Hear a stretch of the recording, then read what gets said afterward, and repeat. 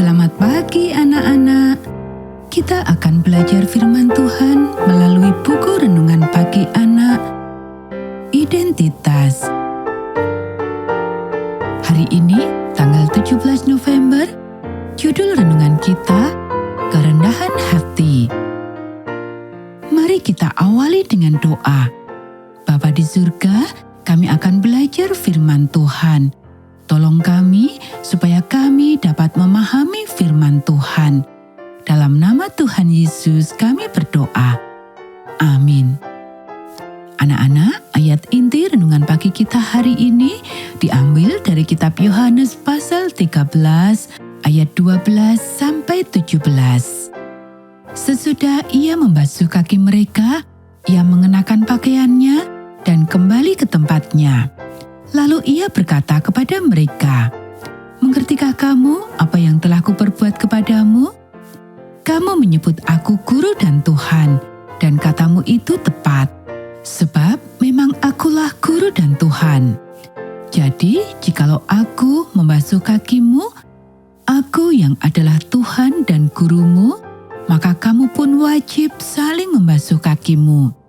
Sebab aku telah memberikan suatu teladan kepada kamu, supaya kamu juga berbuat sama seperti yang telah kuperbuat kepadamu.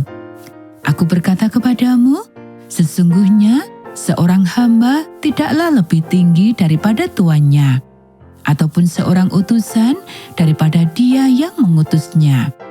Jikalau kamu tahu semua ini, maka berbahagialah kamu jika kamu melakukannya."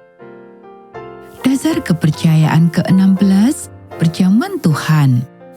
Sang guru membuat pelayanan pembasuhan kaki untuk menandakan pembaharuan pembasuhan, untuk menyatakan kesediaan untuk melayani satu sama lain dalam kerendahan hati seperti Kristus, dan untuk menyatukan hati kita dalam kasih.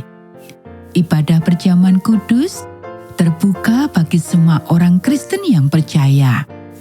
Tata cara kerendahan hati, nama kuno untuk kebaktian pembasuhan kaki, adalah salah satu kepercayaan yang membedakan umat Advent dari denominasi lainnya. Sebagian besar telah berhenti melakukan bagian dari kebaktian ini jika mereka pernah melakukannya. Beberapa masih menawarkannya sebagai berkat tambahan pada waktu-waktu tertentu dalam setahun.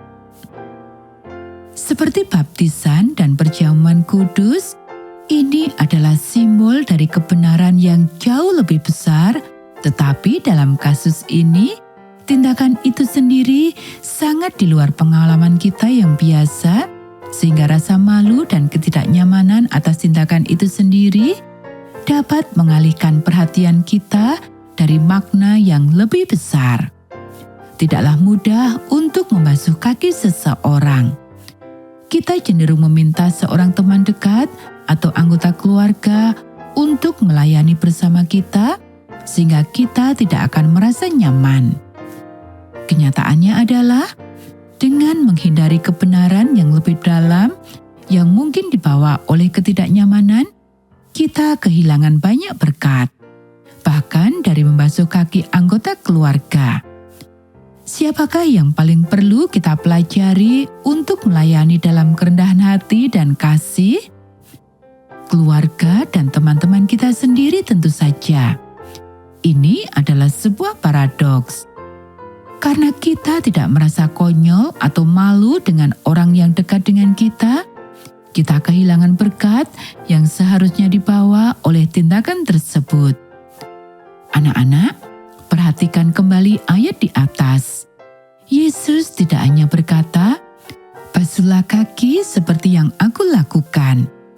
Kita tidak bisa berkata, "Oh, kami membasuh kaki, jadi kami mengikuti langkah Yesus." Coret yang itu dari daftar periksa. Dia berkata, "Hiduplah seperti aku, lakukanlah hal-hal yang aku lakukan. Perlakukanlah orang lain seperti aku memperlakukan mereka. Jadilah seperti hamba seperti aku. Aku meninggalkan tempatku yang seharusnya dan mengenakan dagingmu, pakaianmu, memakan makananmu, dan menunjukkan kepadamu bahwa Bapakku dan aku mengasihimu. Sekarang aku pergi. Lakukanlah apa yang telah aku lakukan dan hiduplah dengan penuh berkah. Anak-anak, demikianlah renungan pagi kita hari ini. Mari kita akhiri dengan doa. Hamba Tuhan, saya tahu bahwa saya tidak sama sekali seperti Engkau dalam hal ini. Pelayanan yang berhasil saya lakukan bercampur aduk dengan kebanggaan akan kerendahan hati saya.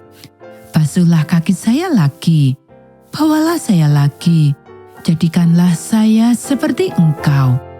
Amin.